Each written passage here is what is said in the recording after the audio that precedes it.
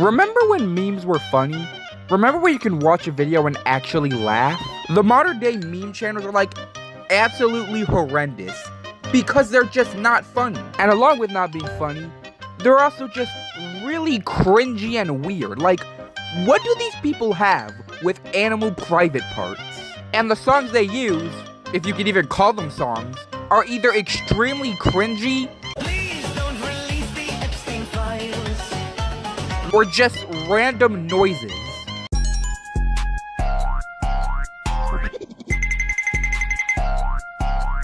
Probably one of the biggest examples of this is this Mr. Unknown guy. And don't get me wrong, I respect the hustle, but how this guy has nearly 2 million subscribers is just beyond me.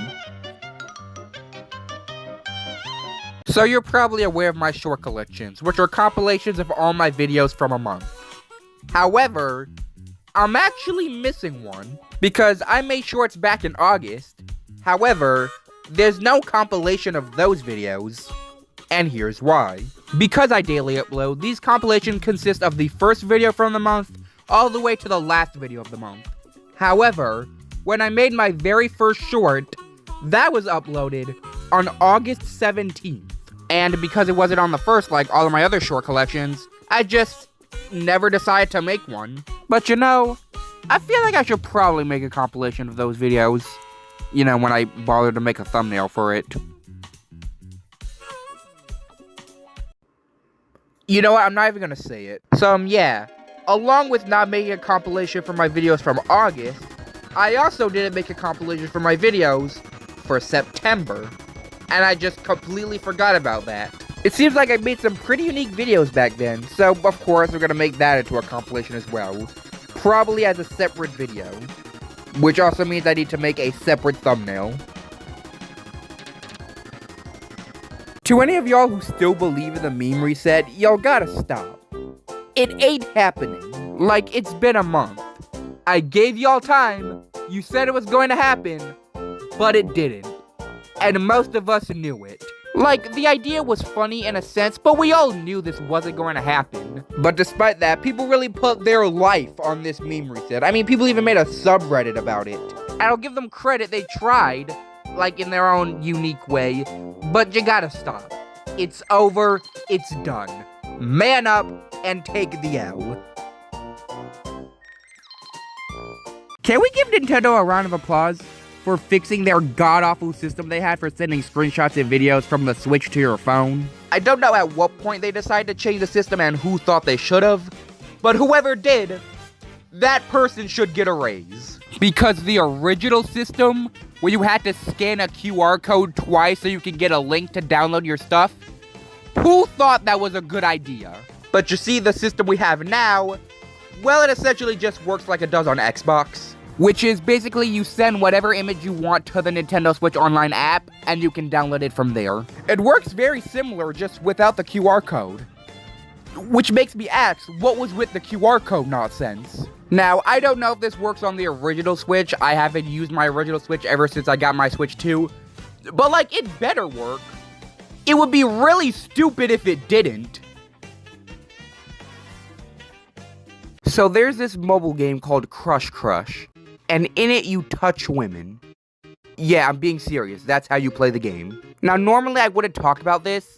Instead, I would actually talk about a different version of it. But the reason I am talking about it is because for some reason it got ported to the Switch. Now, mobile games getting ported to the Switch is pretty common nowadays. But this was one of the first offenders I came across. And, yeah, it's the exact same game. Though with one difference. Now, in the mobile version, there is voice acting, but you have to pay for it. But on the Switch version, you don't. Oh, hello. I'm sorry. I'm still pretty messed up from your riddle earlier. Are you as confused as I am? Which kinda confuses me, because both versions are free. Like, maybe they thought because you have a Switch and you got the game that you should get it anyway. But trust me, no one was getting a Switch for this game. Oh, and here's a fun little fact. The same company made another game called Blush Blush. It is literally the exact same game, but with men. And for some reason, they're furries. I don't know why. So remember in my video about Crush Crush, I talked about a game similar to it that I was gonna talk about anyway? Well, this is that game. And depending on who you are, you might recognize it. This is Don't Touch the Girl, and despite what the name says, you progress by touching the girl. And the game wants you to touch her 1,000,000 times.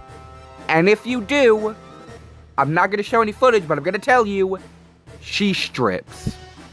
Yeah, I don't know what to say. But honestly, I think the funniest part isn't even the fact that this game exists to begin with, but the fact that it got a sequel. And dare I say, it's kinda decent. Now, of course, it's still bad if you compare it to, actual games. But if you compare it to mobile games, it's tolerable. Now, Don't Touch the Girl and its sequel got removed from the Play Store, and you could probably guess why. But for some reason, another game made by the same company remains. Don't Touch the Cat Girl. And while I'm pretty sure the gameplay is different, I'm pretty sure it ends the same way.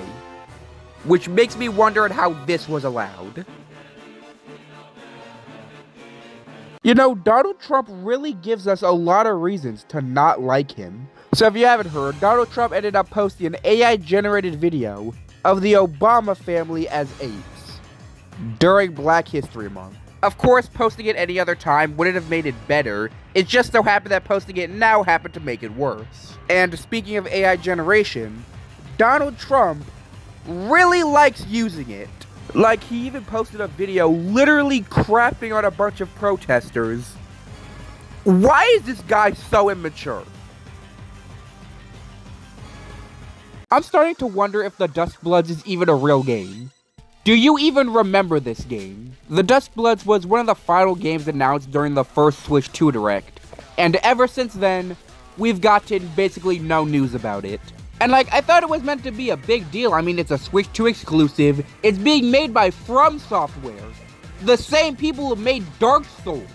I feel like when they do eventually release another trailer for this game, it's just gonna be a trailer announcing the release date, and there will be no more news up until the game releases. And that does kind of worry me, considering that if that does happen, it doesn't give me confidence that they have confidence in this game. So when I make my videos, I end up using a different music track for all of them, simply because I find it really annoying when YouTubers use the same track for all of their videos. But at this point, I have nearly 300 songs on my phone, so it wouldn't hurt if I start reusing some of them. And the thing is, I'll probably still end up downloading new music to use for my videos. Also means I can then listen to that music when I'm on the train where there's no internet. So, yeah. Also, by the way, I did end up accidentally using one track for 2 different videos. And my usual workaround for it is just to pick a remix or another version of the song. And there was a remix for that specific song. I just forgot it existed. So there's this indie game called Tomomi. I just recently found out that that's how you're supposed to pronounce it. And it is a very fun and very funny game. I mean, what other game called its main character a pervert? However, there isn't a lot of gameplay footage of it on YouTube, with the only 2 that I came across being one of the boss fights, and one where it's not even in English. So I decided, back when I knew where my capture cards were, to record the whole game. It's not that long, it's only 3 hours. And while I did record all of it, in the midst of deleting a lot of excess files off my phone, I think I may have accidentally deleted some parts of the game. Thankfully, it's not major, but I did cut some bits from the beginning, so if I do end up uploading it, it won't be the beginning to end full experience of the game. And I know damn well that I didn't even do everything in the game, so you were getting the full experience anyway.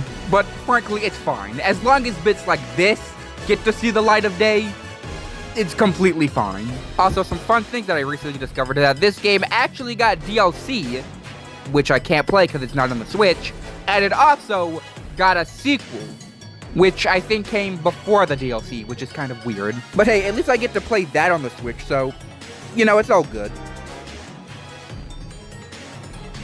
One small pet peeve I have is when game developers don't put the name of their game on their Switch home icon. And most people do, but for the people who don't, why? What's the benefit? Because if I haven't played your game in a while, Now I don't know what it's called unless I actively scroll to it. And I don't get it because on the eShop screens, they have the name on the images, which are damn near identical for the ones they use on the home screen. So why can't you just put the name there?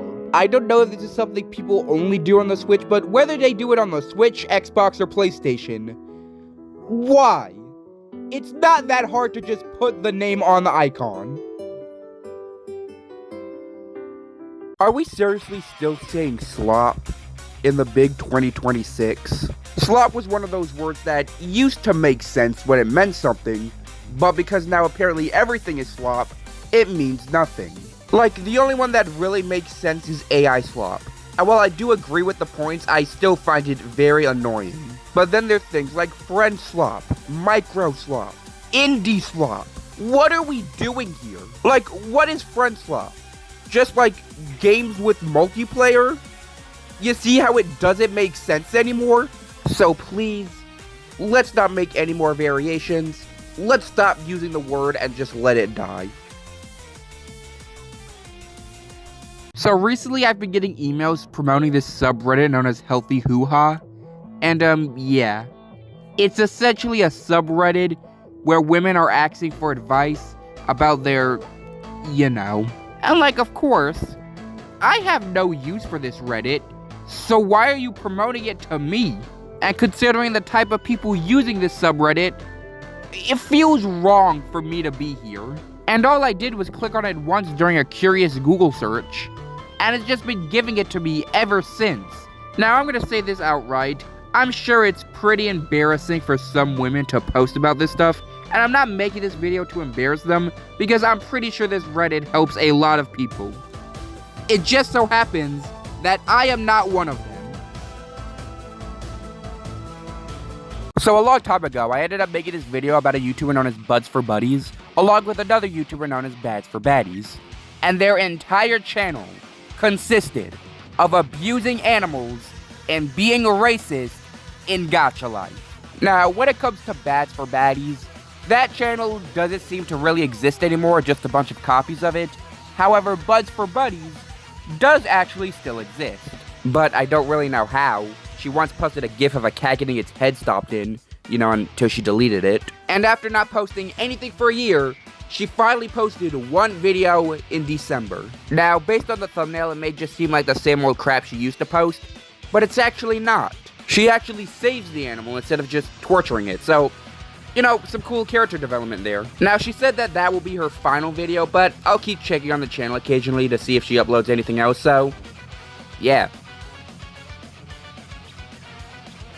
So the Pokemon Company is coming out with this Meloetta and Hatsune Miku figurine. And as someone who likes Pokemon and has a friend who likes Hatsune Miku, I thought this was pretty cool. However, I knew these kinds of figurines would be really expensive, but I at least thought it would be reasonable. Yeah, I won't make that mistake anymore. This damn thing is $300 for a figurine. Is each character worth $150? Is this like limited edition or something? Why is it so expensive? Like, for that cost, you could get a Switch Lite, a Pokemon game with Meloetta in it, and a Hatsune Miku game, and probably still have change left over. But, yeah. Oh, and by the way, did you know that Hatsune Miku is in a boxing game? What is this character? So I was playing Geometry Dash and decided to go to the Recent tab, where I found this peculiar level. Now, I didn't really have a clue what I was getting into when I clicked on this level, but, homophobia was definitely not one of them.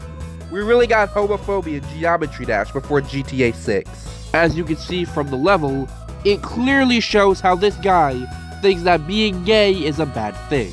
Now, I ended up coming across a level similar to this one, though I can't find it now, but I can just simply recreate it. Basically, it asks if you're a man or a woman, and if you say that you're a woman, well, it basically shows that your life is much harder. And look, that could definitely just be some self-aware social commentary, and at least if you pick the bottom path, it's possible. But on this level, if you pick the bottom path, it is actually just impossible. Because even if you do the straight fly, which is technically possible, you still just crash into a wall anyway. And you want to know what's crazy? This stuff apparently isn't even that uncommon. Homophobia in Geometry Dash isn't that uncommon. What world do we live in? You want to know what's sad? Homophobia in Geometry Dash is actually quite common, you know, if you actually go and look for it. Now, in my last video, I talked about a homophobic level that I found in Geometry Dash, but it turns out that's not the only one. If you type in LGBTQ in the Geometry Dash search bar, you'll find a lot of these levels. And those levels can vary from actually kind of funny, understandable, and just pure hatred. But in this video, I'm not going to talk about the levels. I'm going to talk about the comments for these levels. Because, oh my god, I'm showing y'all a couple of them, and like, did these people mistake Geometry Dash for Twitter or something? Why are these comments so harsh? And yeah, there's a pretty high chance that most of them probably don't even mean it, but like, there are definitely some that do. And for those people, well, like, it's so easy to just not be homophobic, but also, why do it on Geometry Dash? Don't know anything about her other than she's a woman. Typically, that's disqualifying for any leadership position. Typically, that's disqualifying for any leadership position. You should have heard my voice when he said that. So that piece of content uploaded on the platform known as YouTube was uploaded by everyone's least favorite creator, Geeks and Gamers. They made a video complaining about how in the new Tamagotchi Life game you can be non-binary and have same-sex relationships. Remember, these people are extremely queerphobic. Male. Gosh. Female. Non-binary. But like, the thing that really got me was, well, the part that I played in the beginning. And it's because, well, their queerphobia, I knew that. I was aware of it, and I was expecting it. I was blissfully unaware of the sexism. Which is kind of insane because the new Nintendo CEO, which is the person they were talking about, I don't think they had anything to do with the development of the Tamagotchi Life game. Meaning they're blaming all this quote-unquote woke propaganda on someone who had nothing to do with this quote-unquote woke propaganda purely because she's a woman. But thankfully there is a silver lining. And that is that they're getting absolutely annihilated by the comment section. Their comments are absolutely cooking them, and it couldn't have happened to a better person. So a long time ago, I ended up finding this channel called GagUX, which was a very weird channel that made fetish content about women turning into statues. You know, as one does. However, a couple years ago, they ended up rebranding it to the channel they now go by, known as Maki's House. Now, due to the type of content they make, you'd think that it should be posted on, you know, very certain kinds of platforms. And yeah, they do post on those platforms, but it makes me wonder, why also post on YouTube? Like, I'm matured, I don't have a problem with NSFW art, but like, why upload it on YouTube? Anyway, they still kinda post on their YouTube and Twitter, though very infrequently, and they're also a VTuber now. Which, like, cool, I guess. I swear to God, man, like, I just can't win. So recently I changed my laptop's operating system from Windows to Linux. Because I'm now starting to realize that Windows does indeed suck. Like, Windows could barely run Google Docs without crashing. Let that sink in. So I downloaded Linux, and it's much better now. It actually feels like an electronic device. And then I thought of something. So there's this game called Super Lesbian Animal RPG. Don't ask, it looked like Earthbound. I was interested in it, but because it's only on PC, and my PC genuinely runs like an ice machine, I just wasn't able to play it. But because now I had Linux, I decided to download it and give it a shot. And, it runs better, but it's still not great. Unfortunately, now I'm starting to realize that it has more to do with the hardware and not really the software. Don't get me wrong, Windows is still bad, but it's not the only factor into why my laptop is so bad. So I was scrolling around Pinterest and ended up finding this meme, which, you know, as a meme is pretty funny.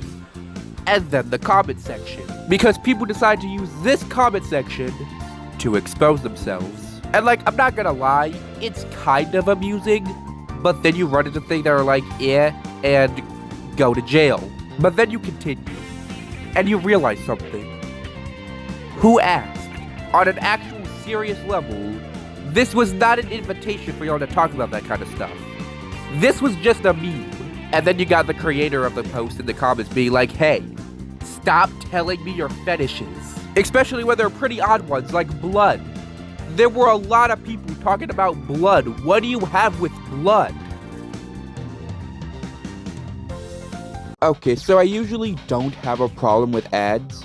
But if there's one place where ads are just completely unacceptable, is during music videos. For the most part, the ads play at either the beginning or the end, which is completely fine. It becomes a problem when they play in the middle of the music. This only really happens for extremely long songs and extensions of songs, but still, it is such a vibe kill. Also, while we're talking about music, YouTube Music.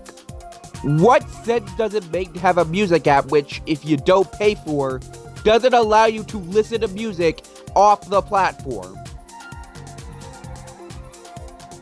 Remember back when Super Smash Bros. Had a bit of a adult content problem? And I know what you may be asking. How does Smash Bros. Have that kind of problem? Well, it's all because of the custom stage builder. Now, whenever you give any community the option to create their own things, obviously they're going to end up making the most absurd things of all time. And even if you don't allow them to upload them, they're going to find a way to do it anyway. And for Smash Bros.'s case, that's done by essentially creating a giant block in the foreground that then falls when you actually start playing the stage. Because of that, moderation can't really detect it, which is how we end up with stuff like this.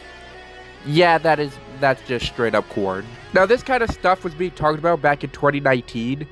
It's insane that Smash Ultimate has been out for that long, but I've really discovered most of it back in like 2023. But now in 2026, you basically never see it anymore, so good job, Nintendo. So I thought the thing about Uber Eats is that you just purely buy food from there, but no. You can buy tons of stuff from there, like electronics and stuff.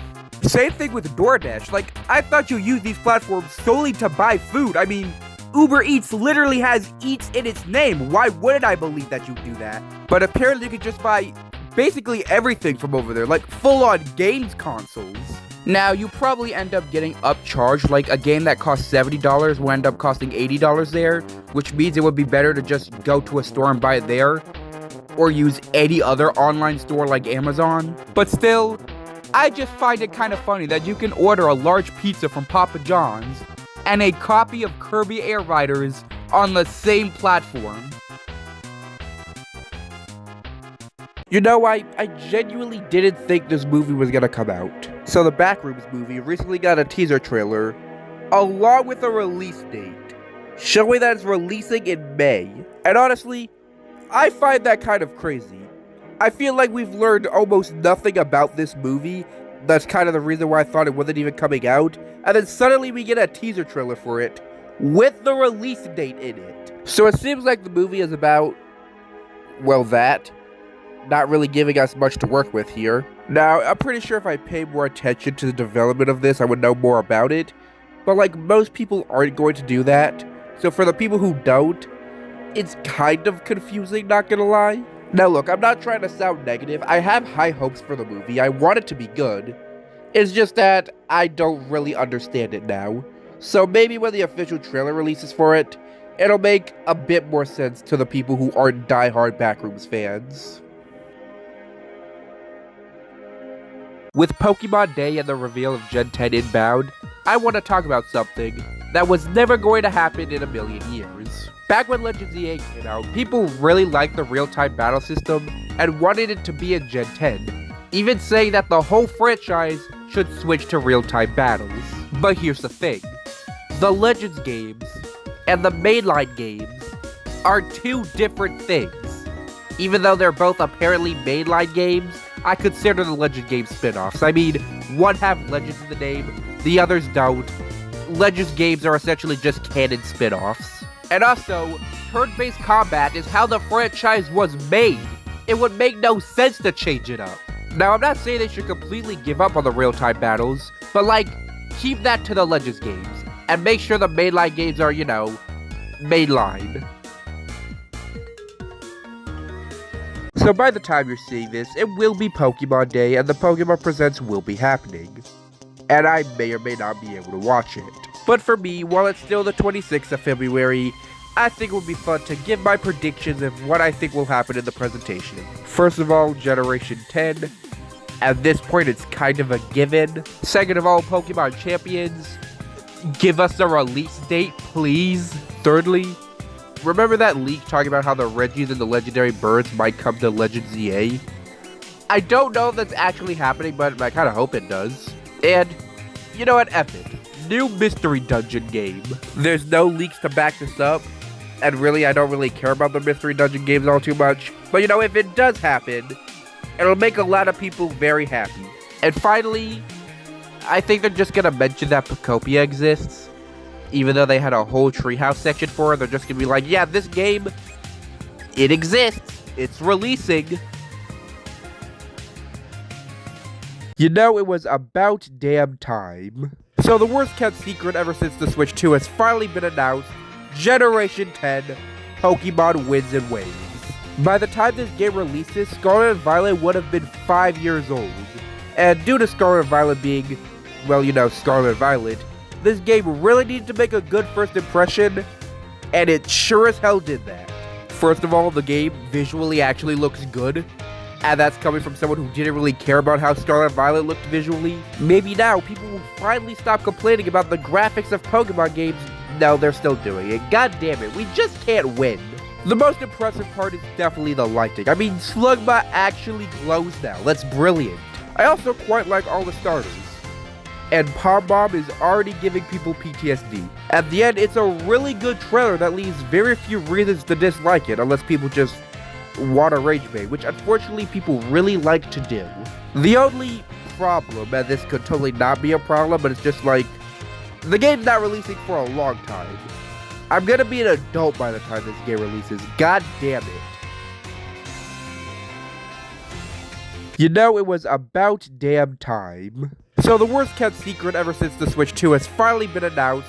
Generation 10, Pokemon Winds and Waves. By the time this game releases, Scarlet and Violet would have been 5 years old.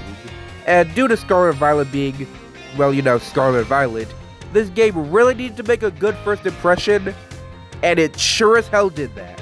First of all, the game visually actually looks good, and that's coming from someone who didn't really care about how Scarlet and Violet looked visually. Maybe now people will finally stop complaining about the graphics of Pokemon games. No, they're still doing it. God damn it, we just can't win. The most impressive part is definitely the lighting. Slugma actually glows now. That's brilliant. I also quite like all the starters. And Pom Bomb is already giving people PTSD. At the end, it's a really good trailer that leaves very few reasons to dislike it, unless people just want to rage bait, which unfortunately people really like to do. The only problem, and this could totally not be a problem, but it's just the game's not releasing for a long time. I'm gonna be an adult by the time this game releases. God damn it.